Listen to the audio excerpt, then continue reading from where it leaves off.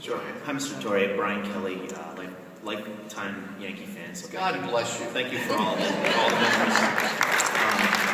In fact, two of my most poignant memories in a baseball stadium was Game 6 in 1996. And I was at the game in Fenway when you made your return from your surgery and your recovery.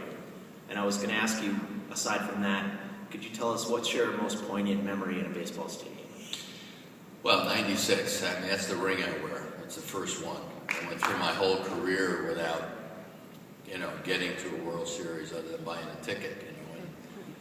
And to win in 96 was really special. But, the year of my surgery, and then I decided, I called George, and I said, I think I'm ready to come back. And I remember saying to my wife, well, I think I'll go for Game 2 of the Red Sox series. She said, why not go for Game 1? So I did that. And I remember telling Zimmer, I said, I want you to take up the lineup card. He says, no, you do it. And when I took up the lineup card that night in Fenway, people gave me a standing ovation. It was unlike any feeling I had ever had at that point in time for, when you realize that, baseball aside, they were pulling for somebody, and that was really, it meant a lot to me.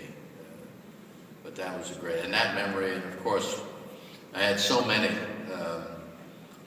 probably, and how many Red Sox fans here? Red Sox fans. Woo! What happens?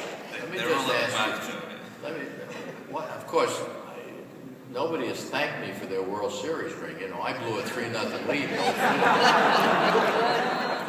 But what happens to you people when you go through the turnstile? You're perfectly nice people here, and go in restaurants. What happens when you win the Fenway Park? But one of the great days was Aaron Boone's home run, Game 7 of '03, but they got even in a hurry. I got to tell you one quick Boston story, true story.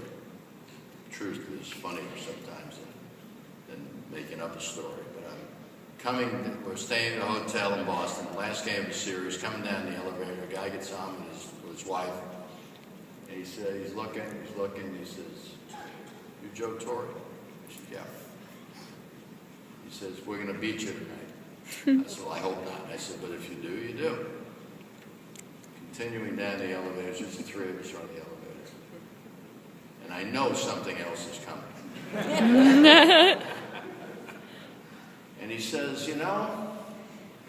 if I had a choice of beating the Yankees or capturing Saddam Hussein,